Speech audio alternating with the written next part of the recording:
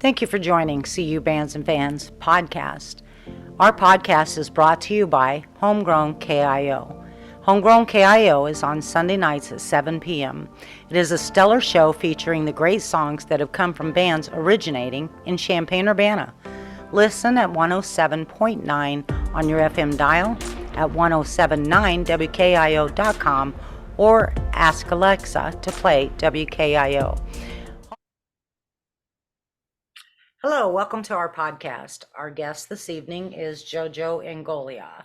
We have had Jojo on back in May of 2022, and so we've got him on for part two. He's got some new things he wants to share, and I am here with our co-host, Zach Woodup. Good evening. Good evening. It's great seeing you both again. You too. Albeit virtually, and you can't see me, of course, and that's good. That's better for you.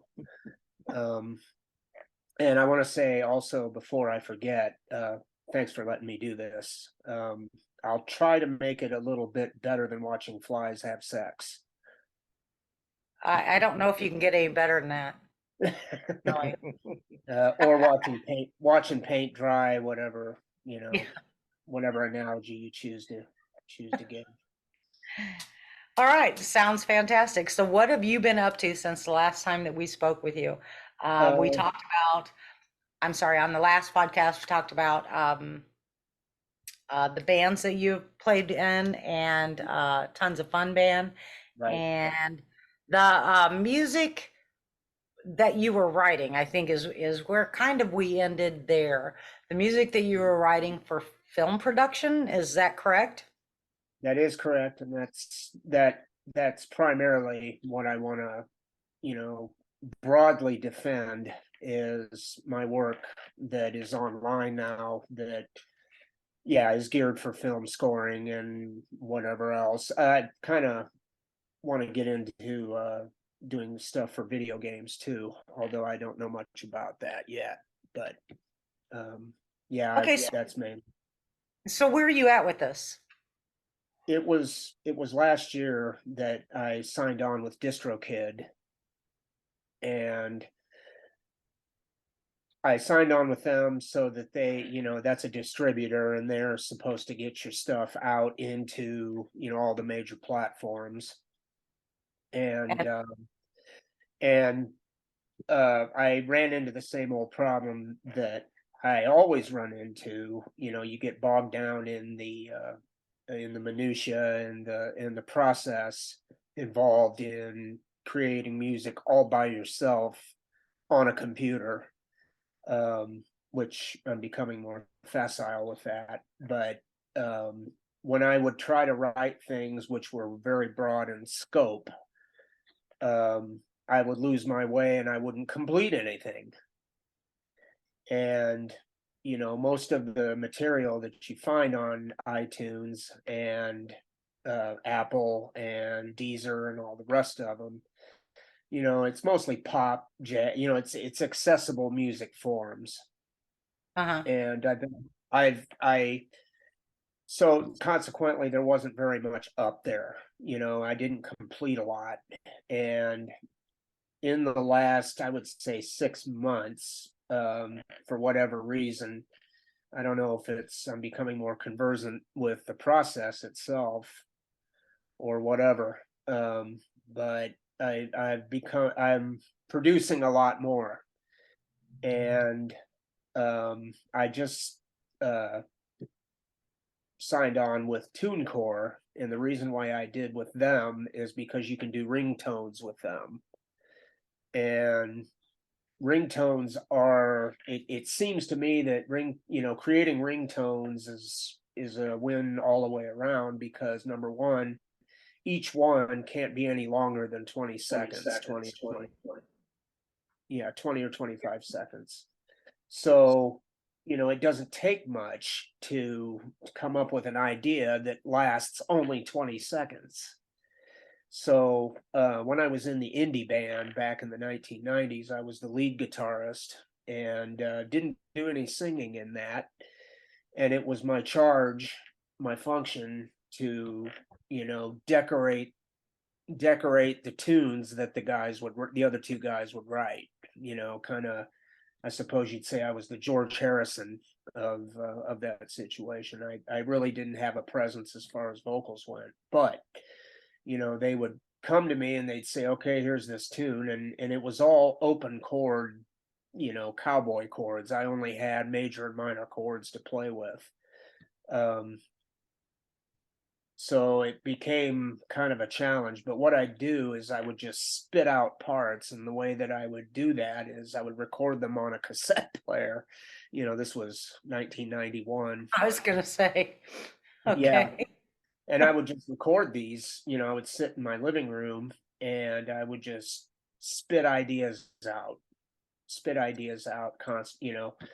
and that was the one thing that band had, was we had, that's what attracted, I mean, the people up in Chicago that got interested in us were pulled in by the fact that we had great arrangements.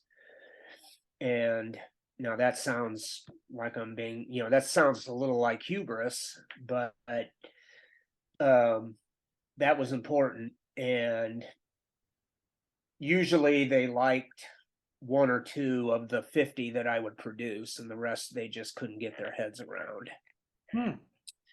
But making ringtones is very redolent of that process. You sit down and you generate ideas that you think will sound good as ringtones. And who, okay, so like, let's say you did a ringtone. Obviously, you do this. Do you load this up to TuneCore? Yeah, I'm trying to understand the process. Okay. yeah, just okay. You finish the thing, however many tracks you want, master it, and then you upload it to TuneCore, and they take you through all the legal stuff that you have to check, all the boxes, and depending on the plan that you have, of course, the more money you pay, the more, Right. Subscription. more development. Yeah, well, yeah, exactly, and it's a yearly subscription, and the more when you hit the pro level, you get all kinds of perks, like master classes. And one of the things, I can't remember exactly what I am on there. I was a rising artist or something like that. It's like midway in between the lowest and the highest subscription level. Okay. So You can, so you load these up to TuneCore. You go right, through all of the whatever, and you subscribe. And then and are these in a category of like ringtones, and then people yeah, search it out? right, exactly, just like a song, really. And they ask you what do you call this? What genre would you put this in? And then you have a secondary genre that you have to choose. And I invariably choose electronic and then new age, because those are the two most accurate labels, genre labels for Okay. what And I'm so doing. then somebody seeks us out, Mhm, and then they like one of your ringtones, mhm. and they can digitally download this for a price. Yes. Okay, Uh, and that's how you make money. Theoretically, yeah. Yeah. Not in actuality It's yet, called but I think it's called passive income. yeah. Okay, I like that. I'll have to remember it. But Hmm. yeah, yeah. They download it, they buy it for, I think it's 99 cents, but in particular, it has to be iPhone users. It's only for iPhone users. Right, because it's okay, so not Android or anything else. Yeah, and And I don't understand that. Why not all the other I kinds? don't know, Android is so slow for things. I mean, seriously, when we were creating our app, Android was not going to be possible for a year beyond or beyond iPhone. So I don't know why. I don't know why that is. Um, okay, so then you do this, Mhm. and it is, so is this just something, a portion of what you're doing, and What I'm wanting to gather from you, I think, is the process structure of what you're doing. Because this is not only ringtones. That's just a When portion. you Yeah, say they're- ringtones, are you talking about DTMF frequencies like phones use? Okay, you're over my head on Yeah, he's that. over my head The too. telephones, I guess ringtones would be when the phone rings. Yes, yeah. Oh, Yes. okay. I was Yeah. thinking of the tones when you push a button. They use Oh, two tones. It's called dual tone multiple frequency. well, I appreciate you having such a high opinion of my intellect. Me I too. just wasn't sure. Ringtones, that's what music you would You're hear thinking when ringtone. it rings. Yeah. Yeah, you go on there and you've got, all the ones that are stock. And then, of course, people like to become individualistic or cute and they download. I mean, you can make they make ringtone makers apps. You can make any, your favorite tune and you can turn it into a ringtone. Anybody can do that. But these are original compositions. Yeah, that's it. And So, how long have you been on this TuneCore? about a month. Oh, okay. And So you really have no idea of how successful or whatever that's going to no, be. no, Okay. and I do know this, in contrast to DistroKid, I get 100% of the profits with TuneCore. So, Which okay, DistroKid, from what I understand, Mhm, is a site that you can get. Distro stands for distribution. correct. Yeah. Right. So a lot of musicians use it Mhm. and they put all their music up there digitally. And then is it DistroKid's job to get that out to different sites? Right. Yeah. I did not know that. Yeah. That's what distribution these things. There's CD Baby and there's AWOL and Amuse and Ditto Yeah, Music, Fresh Tunes, and I've got a list here. What drew me to this particular list was one called Symphonic Distribution, because I'm looking for something very specific, a distributor that deals with the kind of stuff that I do, um, because it seems like it'll get lost in a sea of more popular and more accessible material. And but I checked it out, and Symphonic Distribution is just a snappy name for the same thing that all the rest of them do.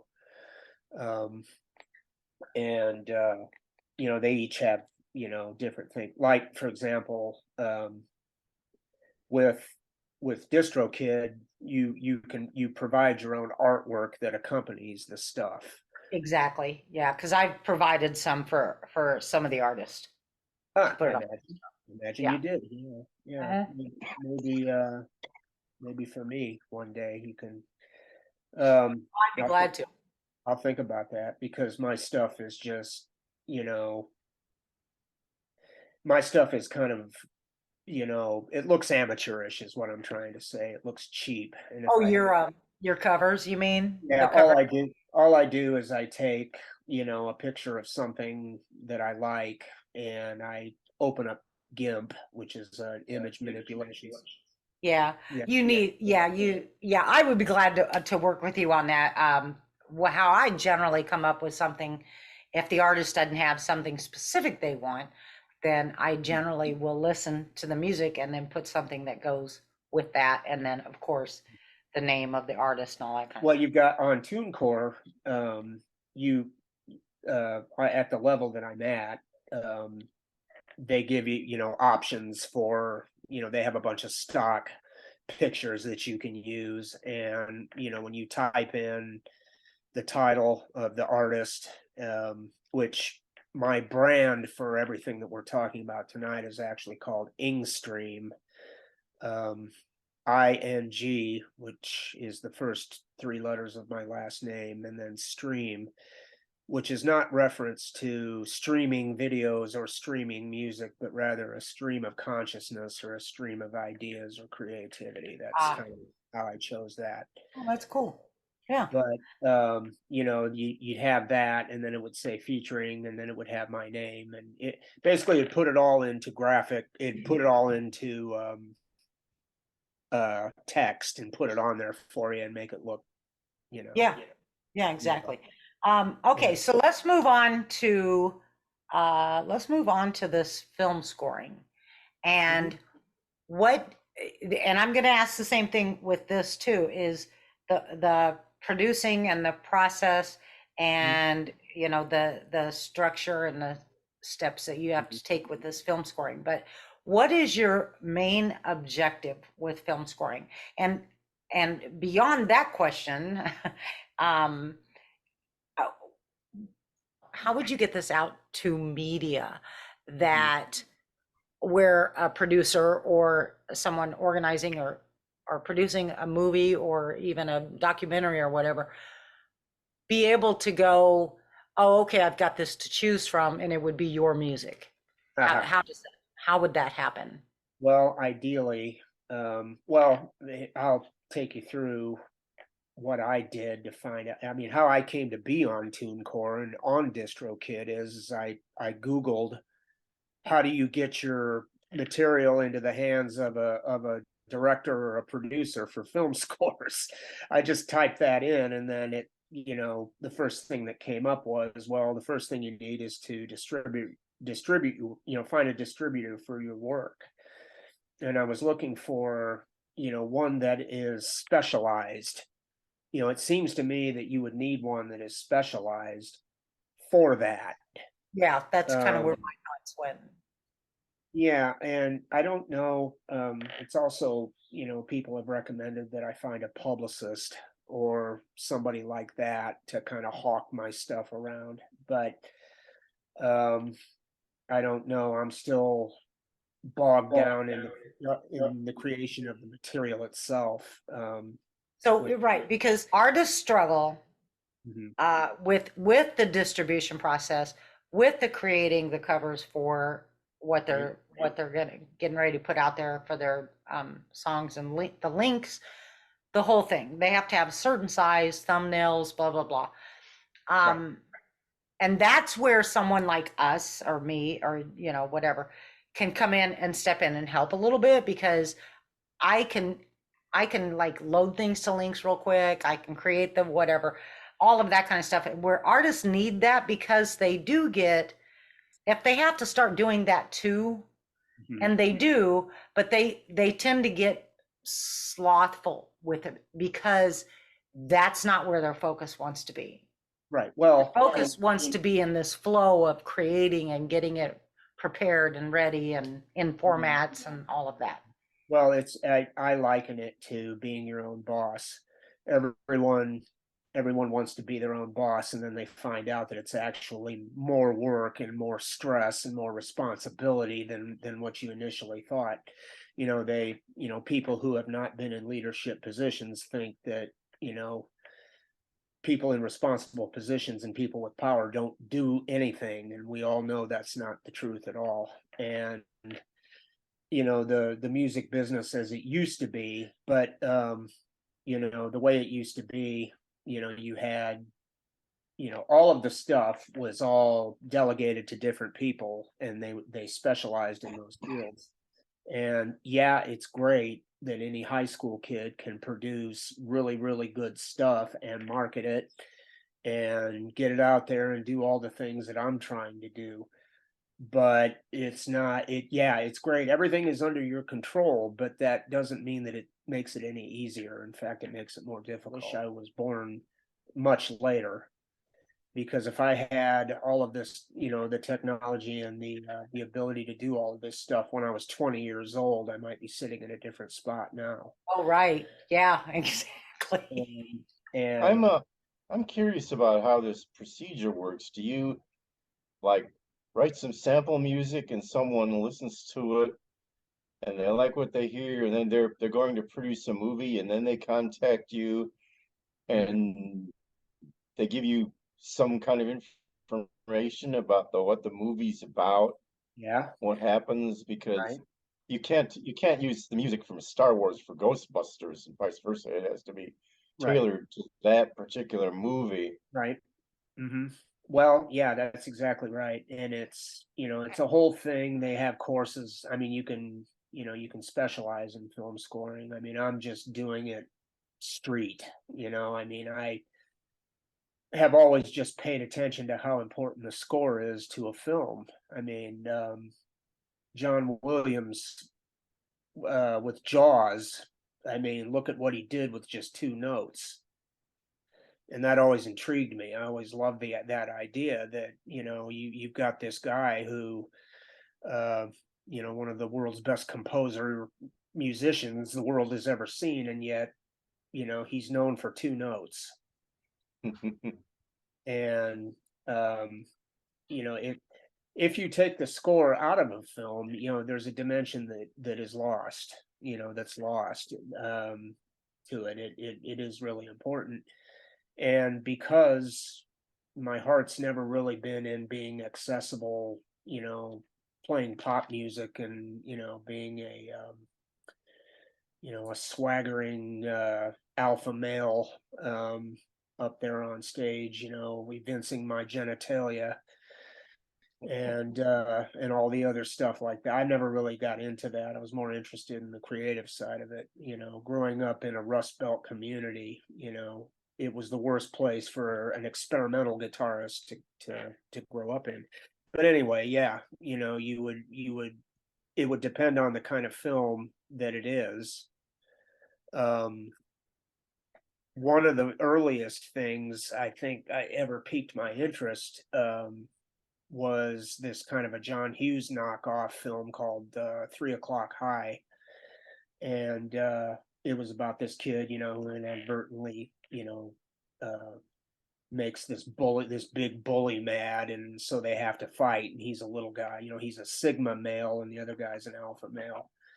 And, they have to fight. Well, there's a lot of sequences where there's a lot of scenes where it's showing it's the stress that's going on in his mind, and the kind of music that is accompanying it is repeating ostinato stuff that is redolent of Robert Fripp, who is somebody I've always been into.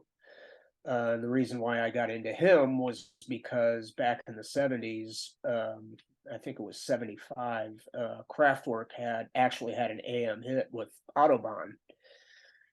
And it's this music that it has repeating figures in it. And when you have repeating figures going on, it tends to irritate, your mind a little. And when they used that, to show this kid as he slowly goes crazy before he has to fight this big guy, I thought, yeah, I want to do that.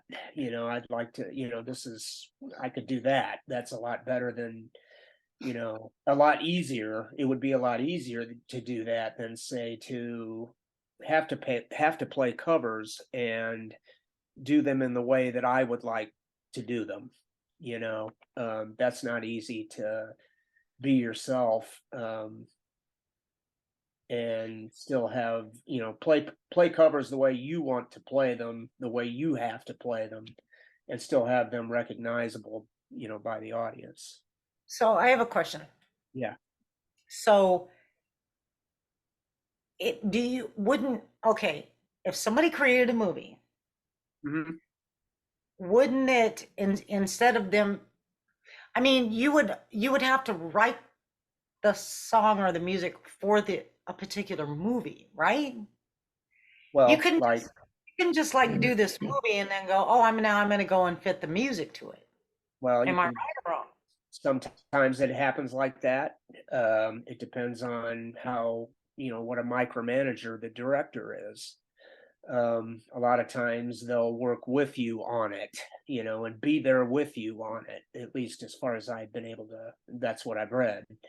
And you have to understand scenes and how scenes work, and it's kind of a, it's like the trades. A plumber knows a little bit about heating and air conditioning and vice versa. Well, you have to learn a little bit about filmmaking, to do film scores, and that's kind of partially what I'm embroiled in now is researching that.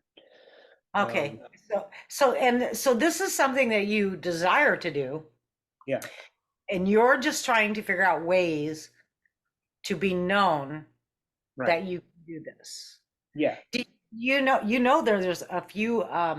There's a few movie producers in our area, right? Have You you? told me that. Yeah, Yeah, last time I didn't know yeah, who it was. Yeah. yeah. There's two that I know of. Mhm. Well, okay. So back to this loading up your music digitally Mhm. online on these different distributors or whatever. Mhm. So would you write a score or write something, produce something, create something, load it up, and then hope that somebody will want to use it for movie clips or advertising or something? Well, I'm using what I'm uploading. I'm hoping will serve as examples of what I can do.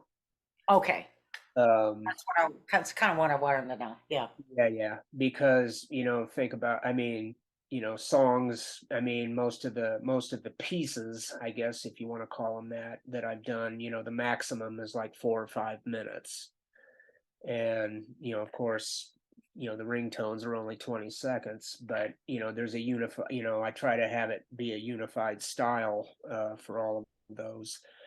And Is there ob- anything now? And you don't use actual instruments, you use the computer. actually, I'm glad you asked that, because I'm a guitarist and everything I do is produced on guitar. Everything, I use the guitar to do Okay, so everything. you're not using the computer to create these sounds. Not, no, I'm actually plugged into, and it's recording. I mean, I'm Okay, recording great. using software to record what I do. Now there are effects on the guitar. Um, Hopefully, if I've done what I've set out to do, none of the sounds will be conventional. They won't be idiomatic to the instrument. Um, but yeah, it's me, it's my axe, and I plug into my effects that I might use on stage, and it goes straight into my laptop. Goes into Logic Pro, which is the Apple yeah, that's the software that I feel the most comfortable with. There's Pro Tools, and there's Propeller Head Reason, and PreSonus, and there's a whole bunch of them, but it just seems like I got started using that particular one, and that's the one I'm the most comfortable with using. Yeah. That was a Go good ahead. question and a great answer. So, do you have anything like right now that's already been recorded that you could play for us now? That you could Um, like, I don't know how to do it. Let me see. That's like I said. I mean, I read in a magazine somewhere, somebody said that yeah, a kid, a high school kid can do everything now out of his bedroom. Well, you know, us, myself and you guys, we have to reverse engineer, go back and learn what the kids know how to do reflexively, because they've grown up with it. yeah, They've got a facility, and that's my problem, really, is that, well, among many others, but uh my problem is that I'll need to do something technical, but I won't know what that is called. I won't know what the action or what the technique is called, so I don't know how to search for it.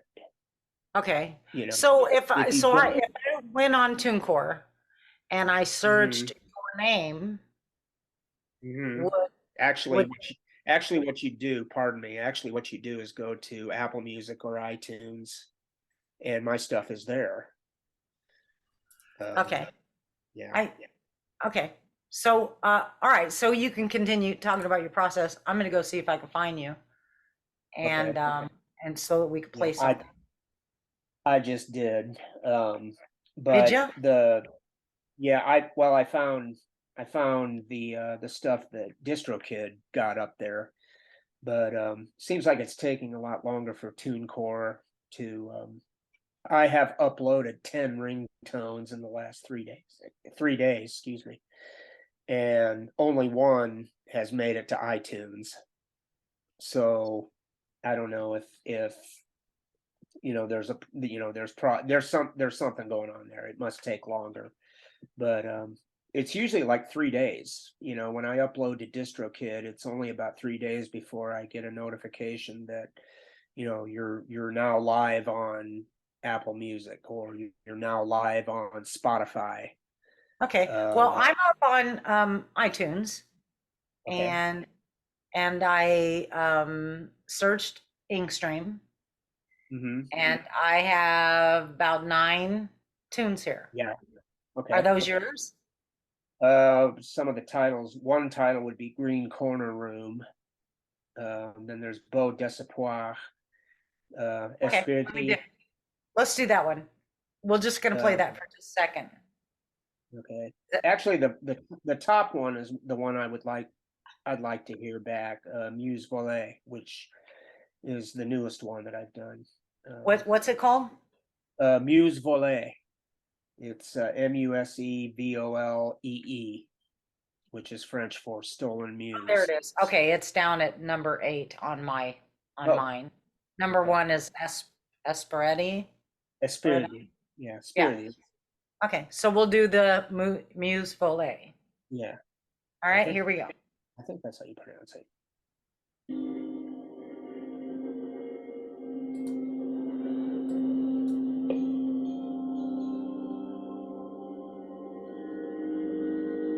Oh, wow.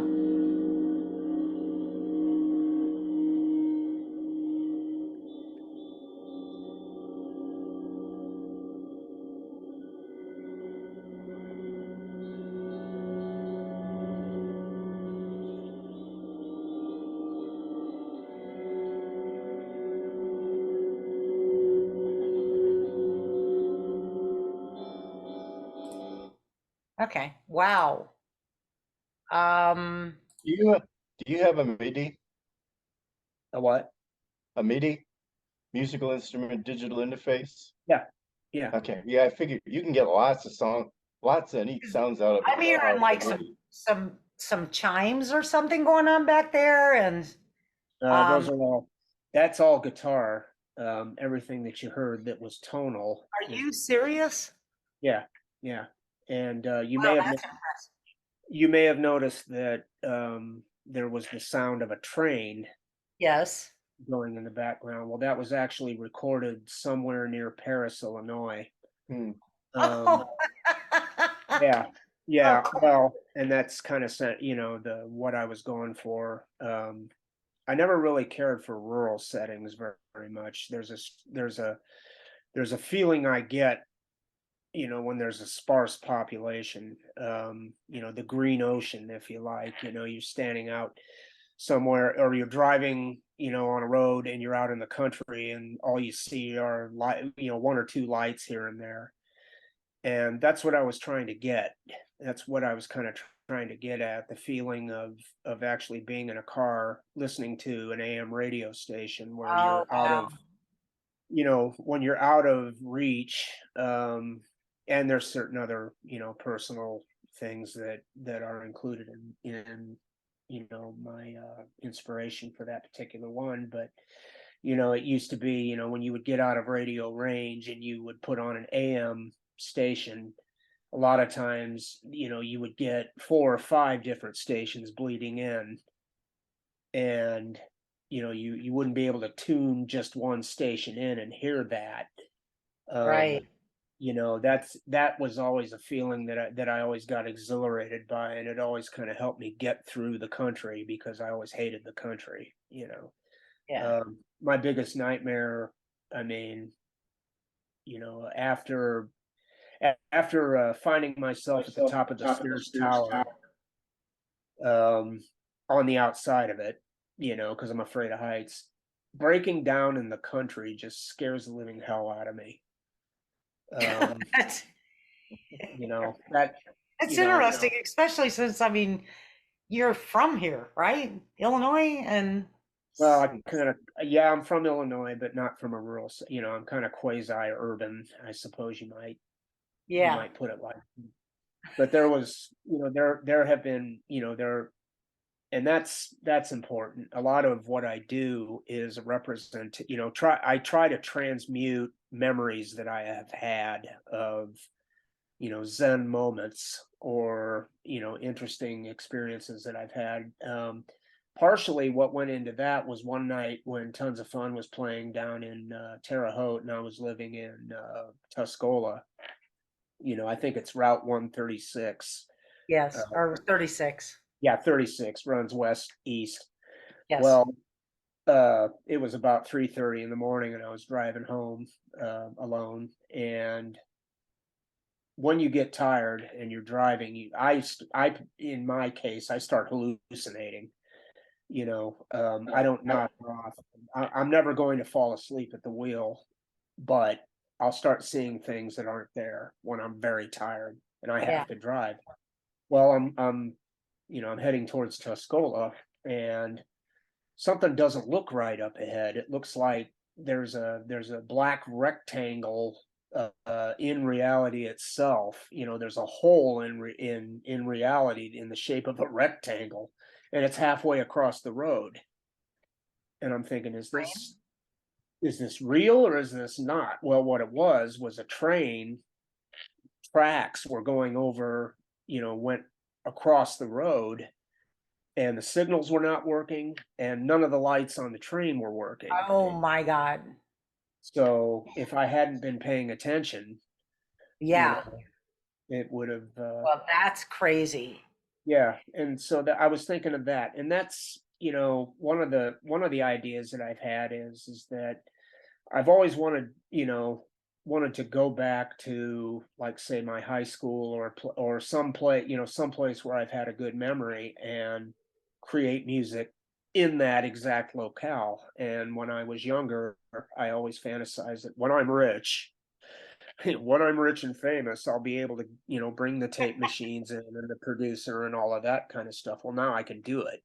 If I wanted to go back to the gymnasium of my high school and record in there, as long as I had permission and it was all legit legally and all of that. The rules were abided by. All I would need would be a laptop and my guitar and my Yeah. interface. It's That's it. very, to me, it is so interesting how, I mean, how you infiltrated all of that into that music that we just heard. Um, Mhm. that that's that's really different. I mean, when I first heard it or was listening, I'm like, oh, this is really kind of a Zen kind of a thing, kind of a vibe of Mhm. a relaxation vibe and Mhm. all of that. But to find out that that was from your rural drives and the sounds that you hear on a Yeah. rural drive, that's fascinating. Well, I discovered when I was writing the article on Pat Metheny, one of his band members. I didn't know what it was called, but I found out. I always had this, and I finally found out when I wrote that article what it's called. It's called synesthesia, and it's the ability to you see sound. You can, sounds have a visual. Yeah. You see them, and I recalled when I was about 4 years old, I came up with my own sign language to describe color. Now, why I did this, I don't know, but I remember I was explaining it to some grown up.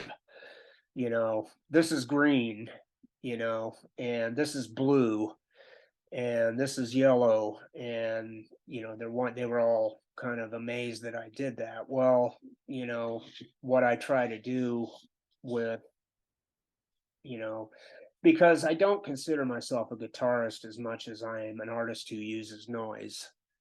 And Yeah, I would say that I would say after talking with you, that is a great explanation. It seems like you're expressive, um, visually expressive.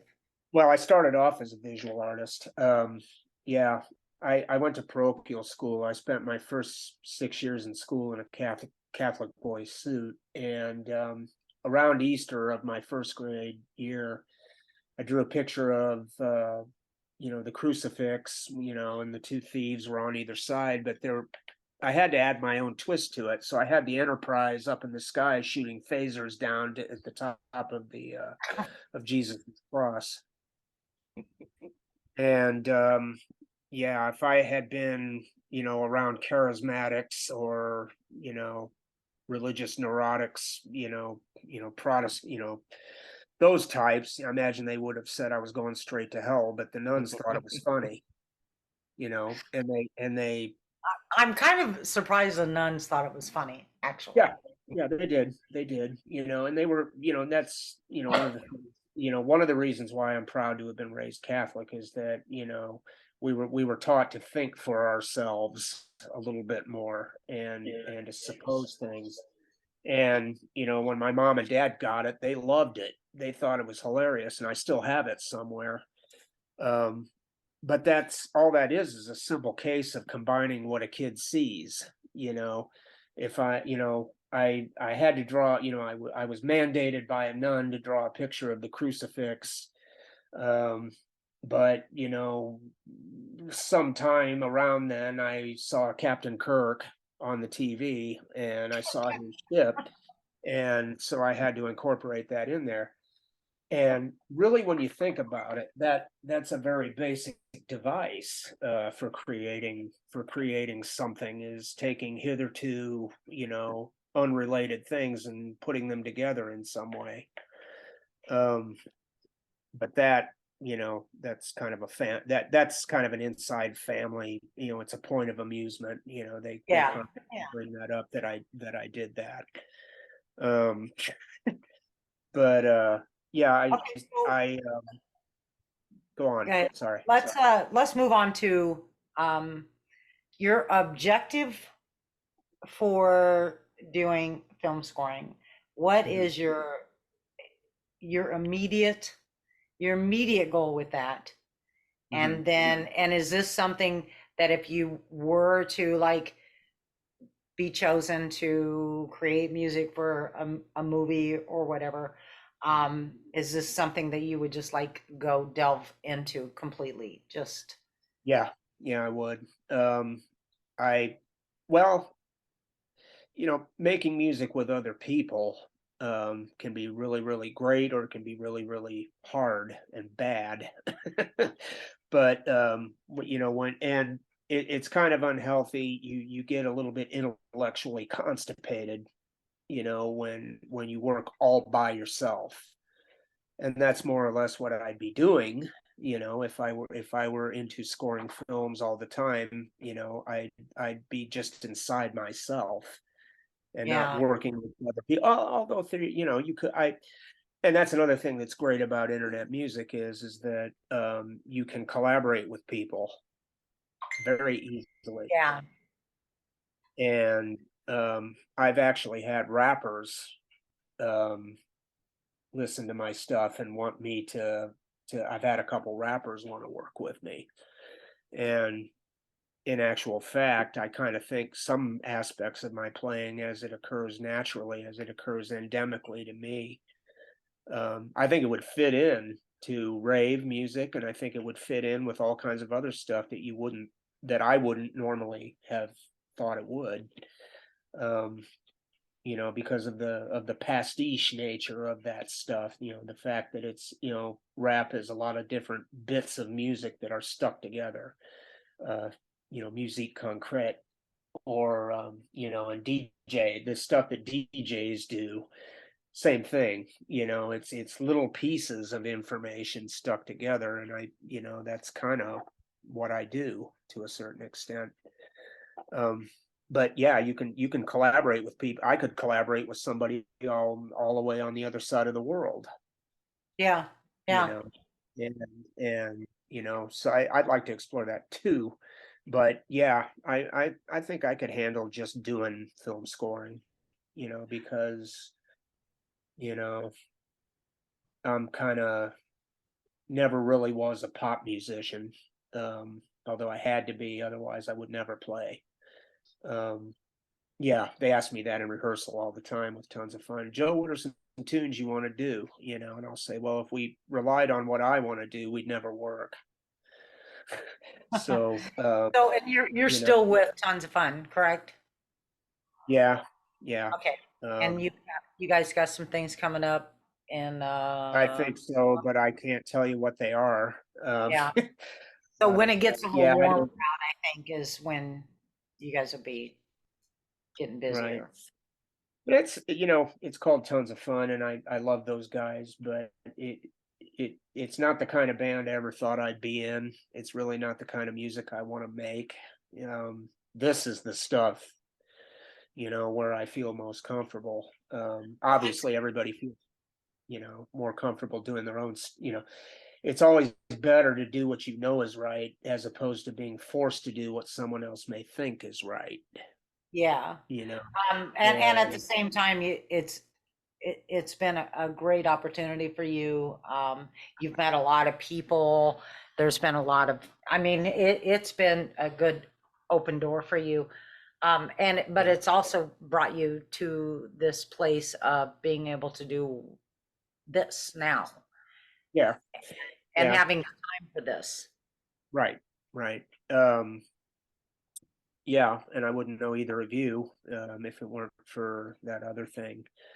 But that it's been 20 years of my musical personality, because I believe everyone has one. I Mhm. think that everybody has a personal, you have your personality, and your playing really should kind of be an extension of that, ideally. Yes. Um, Unfortunately, the way my personality is and what goes on in my mind, it doesn't necessarily I run alongside a band. I don't really play with one. Does that make sense? Yeah. I have to, and this sounds really bad, and I don't mean it bad, but I have to, change my language to communicate with the natives. Um, there's a lot happening in my head that I don't get to use in a pop context. Although, when you pick that instrument up, I'm an idealist in the respect that, when whatever you're doing, I mean, if when Dodie picks up her acoustic and goes to sing, she's creating art. That isn't, I mean, that's not a live action jukebox. I mean, that's art. That's an opportunity to create something hitherto unseen and hitherto, unappreciated by somebody. um when I pick my instrument up, I pick it up, and that's been kind of a source of frustration, is that not everyone thinks like that. you know um they see what's there. I see what could be there. Yeah. and Yeah. it's really kind of like I likened it to it's like artistic blue balls, if you like. um I hate the word art. Words like artistic and creative, are kind of words that tend to be overused and misused too. You know, to me, they aren't words that describe me at all. Okay. So And what words would describe you? I don't know. I like to let other people do well. I like to let other people do it, but nobody ever seems to get it right. Because so I just, I see what I do as a curiosity, as an interesting sculpture that might be on your coffee table. You might Okay. like it. If So when not, I said you're expressive visually, you're mhm. visually expressive or whatever, is that didn't Yeah. that's Oh, yeah, that's it, I suppose. Yeah, I you always can wanted my visual to me from what I've heard you saying is you can like visualize the sound. yeah, You can play the yeah, sound, you can create the sound, but you can also, but that comes from you seeing the sound. yeah, yeah, and it also works the other way too. Um, whenever Right. you ever look at a Coke bottle, the old fashioned glass Coke bottles with the ridges in them. Uh-huh.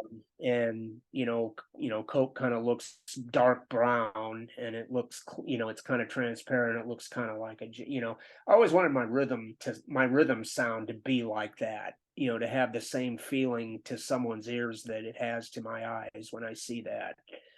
Um, uh, uh, it's another thing that I do is I can imitate sounds with my mouth, how I want it to be.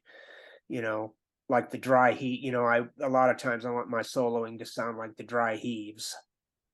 Um, you know, and that is to say, musically and harmonically, but also in terms of the tone of it. That or a strangulated testicle. Whenever I play, whenever I play 25 or 6/4, that's what I'm hearing is a lot of atonality and a lot of enclosing notes and a lot of angst and a lot of anguish and a lot of pain and suffering, and it seems to me that's what should be there. But what always comes out is stuff that I can't do very well, like rock soloing. I mean, the real guitarists in that area are the Andy Baylors and the Lou DeBellos and the Bob Watsons and the Tim Donaldsons and the Dyke Corsons, and the list is long. Yeah, There mhm. there are some fantastic players around there. I don't consider myself to be one of them at all.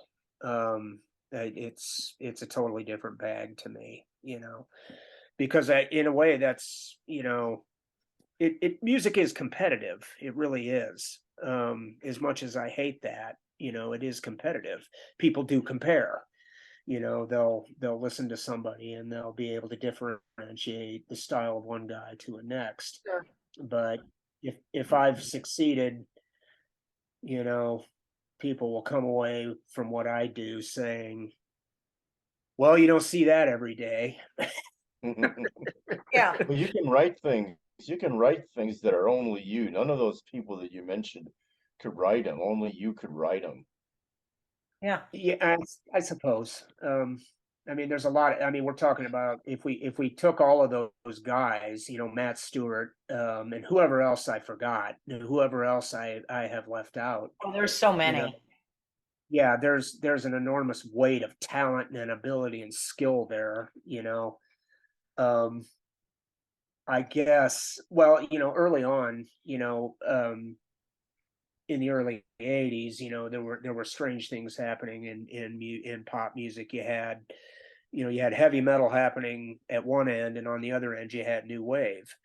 Heavy metal or hard rock, was straight ahead in your face. It was accessible. The themes were very straight, very human and straight ahead, and the playing, you were judged by how fast you played. you know Eddie Van Halen, who I loved, but I never wanted to be like that because of the inherent competitiveness of it.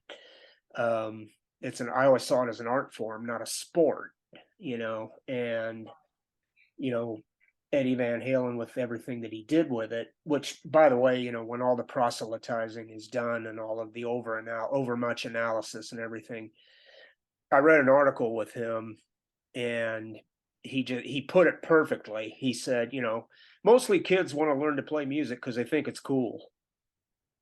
And I thought, well, yeah, that's it. Hmm. You don't have to really go any deeper than that. They want to Yeah, learn to be lead. They want to solo on a guitar because they think it's cool. And meanwhile, I was thinking to myself that once to me it was an instrument of self-actualization and social armament and desperation. Being a sigma male, nobody paid attention to me, so that was a way to get people to pay attention to me. We're all narcissists. It's a spectrum. you know I'm kind of sickened by the the fact that narcissism is the new communism. You've got people accusing each other of being narcissists. Well, we all are. We all want attention. We all want to be listened to and appreciated.